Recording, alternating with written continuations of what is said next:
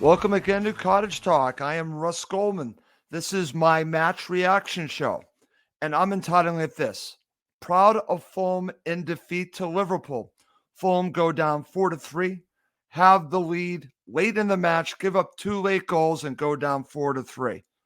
But I'm just going to share my reaction. I'm also going to do my 5 takeaways, which I'll be doing tomorrow. But I just wanted to come on and just share my thoughts on Fulham. I'm just going to start here. I'm just very proud of this Fulham football team. Very proud of this club. Extremely proud. The way that they played. They battled back twice. They were down a goal, came back. They actually went ahead. And honestly, I think they deserved to get something from the match. They didn't. Full credit to Liverpool for scoring 4 quality goals. Let's just call it what it is. I'll get to my thoughts on the final goal in just a second. Fulham did not get the rub of the green this time. They did not. They got it against Wolves. They certainly didn't get it this time. But that should not take away from what I think was a very good performance from Fulham Football Club. It's going to be hard for me to give one person a man of the match because I think this was a team effort. Absolute team effort in defeat. And I just want to start by talking about this. So when you look at the fallout from this loss and you watch the ending of this match and look at how Liverpool and the supporters at Anfield celebrated, you would have thought they had beaten not Fulham, but they had beaten Barcelona. That's how well Fulham played.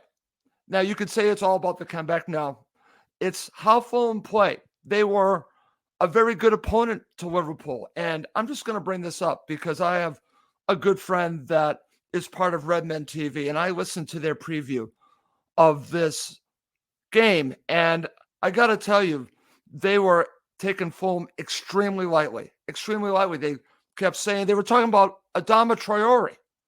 And for 5 minutes, and I'm like, Adama Traore is not going to play in this match. They thought this was going to be an easy game for them. They absolutely did. They took Fulham lightly. They just thought they would park the bus and basically do nothing. And that's not what we saw in this match.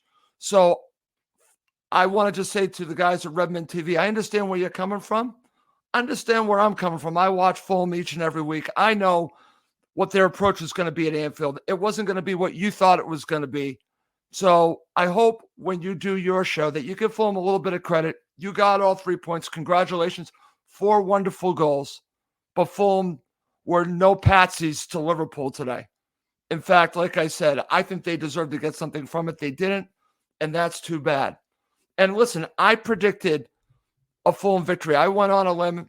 Probably the only person in the world that predicted a Fulham victory.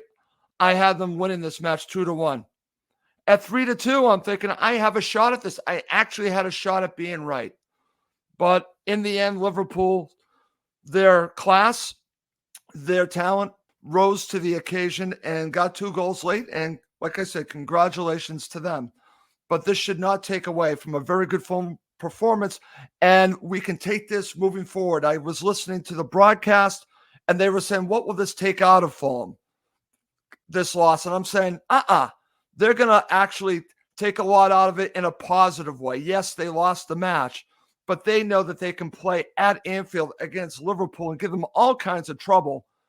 And they can maybe next time get a victory. And as someone tweeted to me, and I just want to mention this, if the Cons are watching or listening to this show and you saw this performance today, back your manager in the transfer window in January because they need more quality. If you want to beat teams like this, you need more quality. Marco Silva deserves more quality. This was a gritty performance, but they need more quality. Give Marco Silva what he needs. Gives the players what they need, more quality to go along with that grit because they have the grit, but they need more talent. So that's what I come out of this. And I just want to mention my prediction for the match. I got it wrong, but you know what? That doesn't take away from me being proud of Fulham Football Club. I just want to say that. And if you're watching live, and I am broadcasting live, please feel free to comment on this, and I'll see what everyone's saying. I'll just share some comments. This is from Neil Stewart. I was at the game at Anfield, was quite an experience. Proud of how we played. I totally agree with that. Let's see what Chris Davidson, my friend, has to say. Follow on Bobby for the winning goal. Obviously overlooked because it was in front of the cop. And Chris, I'm going to be getting to that at the end of this episode. I'm saving that for the end. I'm glad that you mentioned that. This is from Mark S. Proud of the boys. Would like to see Liverpool against a full-strength Fulham at Craven Cottage. Well, we're going to see that later on in the year. So this doesn't change anything for me. My outlook for Fulham, I know what they need. I know that this is not going to affect where they go in the league this year. It's not. This match, if they got something from it, would have been a bonus. But eventually you want to win these types of matches instead of having a good performance. And they had a very good performance. So congratulations to Marco Silva, his coaching staff, and all the players. You did us proud today. I just want to say that. So let's get to it. I'm only going to go for about 15 to 20 minutes. Let's talk about the first Liverpool goal. And just you got to give a lot of credit to Trent Alexander-Arnold. Fantastic goal. There's nothing that Bernd Leno could have done. Actually, I think it might go down as an own goal because it hit the back of his head, but it's a goal from Trent Alexander-Arnold. There's not much you can do, and Fulham go down a goal. However, this just shows you the direction Fulham are going. They come right back, and Fulham get the equalizer from Harry Wilson. And again, this is about the grit, the determination, the coming together as a club, as a team. Come right back, it's 1-1. And you're thinking, okay, game on. This is not going to be an easy game for Liverpool because I'm sure the supporters at Anfield were thinking, well, we're just going to continue to score. And it was not easy for them. They created a lot of opportunities, but Fulham, I thought, defended pretty well in this match. But they have so much talent. I'm talking about Liverpool, and they could really cause any team trouble. So at this point, we are at 1-1, and you're thinking, okay, maybe Fulham can get something from the match. Then you get another world-class goal, this from McAllister, to make it 2-1. At that point, you're probably thinking, not our day. Now Liverpool are going to roll, right? That's what everyone was probably thinking at that point. The Fulham players said, not so much, because then you get the equalizer from Kenny Tete at the end of the first half. And I know this went to VAR. Thankfully, it did, because it was a situation where there was not an offside. So I don't know what they were looking at, but this was a good goal. And Fulham go into the half at 2-2, and they should be feeling really good about themselves.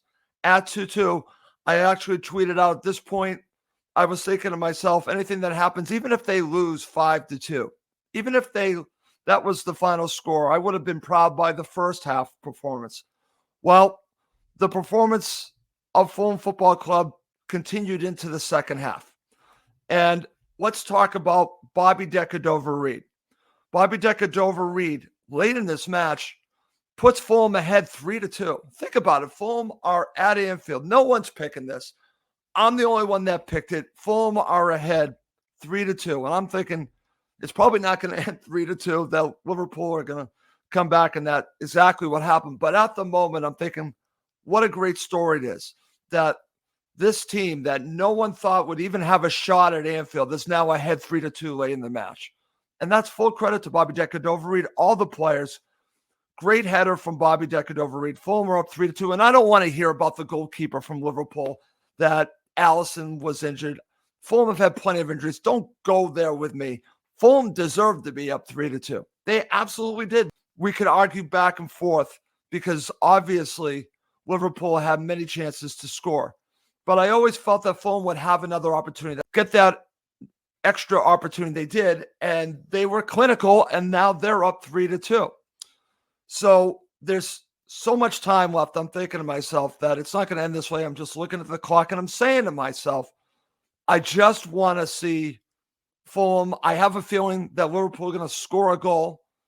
Can they end this match and just get something out of it? That's what I was actually saying to myself, because I had a feeling that Liverpool would score. I was hoping that they would not score too. Unfortunately, they did. So let's talk about the equalizer again from just a great goal set up wonderfully for them. And now we are at 3-3. And I'm thinking, like I said, I just want the match to end and Fulham to get something out of it because they fully deserve to get something from it.